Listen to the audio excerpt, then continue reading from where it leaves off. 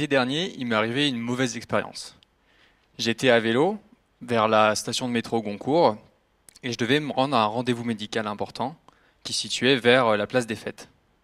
Alors je connais pas très bien le chemin pour aller d'un lieu à l'autre, du coup j'utilise Google Maps pour calculer l'itinéraire. Alors j'ouvre l'application, je mets mon lieu de départ, mon lieu d'arrivée, Maps calcule l'itinéraire, et là moi je suis un peu surpris. Parce que ce que je vois, c'est qu'il y a la rue de Belleville qui trace quasiment une ligne droite entre mon départ et mon arrivée. Et puis ça me paraît quand même beaucoup plus court que le trajet que propose Maps. Alors du coup je me demande, pourquoi pas prendre la rue de Belleville? Malheureusement il n'y a pas moyen de poser cette question à Maps. Et le problème c'est qu'il faut que je me dépêche, parce que sinon je vais arriver en retard à mon rendez-vous médical. Alors bon, je suis pas très à l'aise à l'idée de prendre un trajet que je comprends pas du tout. Du coup je décide de prendre la rue de Belleville et de pas écouter Maps. Alors au début ça se passe plutôt bien, puis à mi-chemin je comprends mon erreur.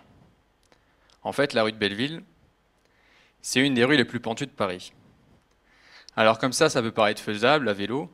Honnêtement, sur plusieurs dizaines de mètres, le ressenti c'est plutôt celui-là. Bref, résultat des courses, j'arrive à mon rendez-vous médical super en retard et tout transpirant. Un peu gênant. Alors pourquoi je vous parle de ça? En fait, dans mon histoire, il y a 3 éléments importants. Le premier, c'est le calcul d'itinéraire, le calcul du plus court chemin. Ça, c'est en mathématiques un problème d'optimisation. Ici, en l'occurrence, on optimise la durée du trajet. On cherche à ce qu'elle soit la plus petite possible. Le deuxième élément important, c'est Google Maps. Google Maps, c'est un système d'optimisation. C'est un logiciel qui permet de résoudre un problème d'optimisation. Ici, le plus court chemin. Et le troisième élément, le plus important, c'est moi. C'est moi en tant qu'utilisateur du système d'optimisation. Alors ces 3 éléments-là, problème, système et utilisateur, on les retrouve dans plein de contextes. Dans la vie de tous les jours, quand je calcule un itinéraire, mais aussi dans les entreprises, dans l'industrie, dans les services.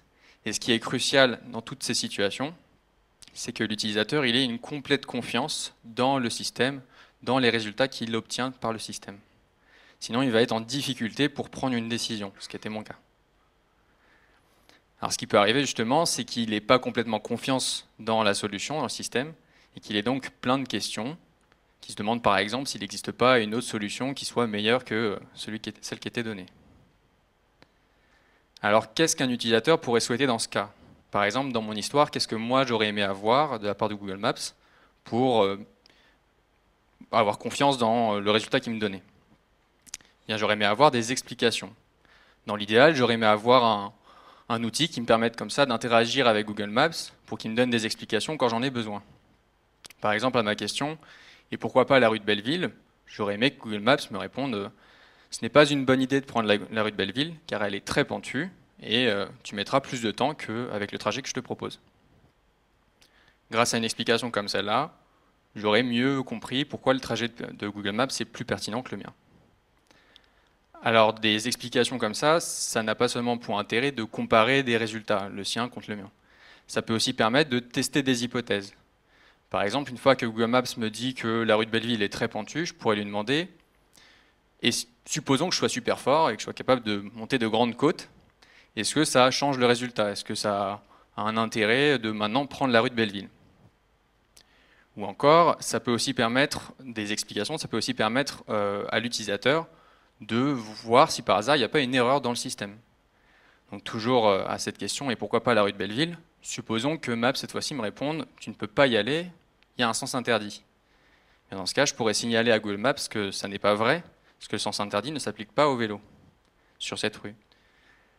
Bref, en somme, grâce aux questions-explications, l'utilisateur peut avoir plus d'informations sur les résultats, plus d'informations sur le système, et donc mieux comprendre tout ça, et après être capable de prendre des décisions en toute confiance.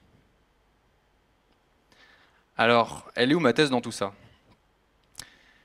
Donc d'un côté, j'ai dit, enfin plutôt, étant donné une situation problématique, avec un utilisateur qui s'interroge, qui a des questions, et qui n'arrive pas à prendre de décision à cause de ça, bien ma thèse, elle vise précisément à atteindre cette situation où l'utilisateur peut interagir avec un outil d'explication et obtenir des explications de la part du système. Autrement dit, ma thèse, elle vise à assurer la confiance des utilisateurs dans les systèmes d'optimisation en ayant des explications de leur part.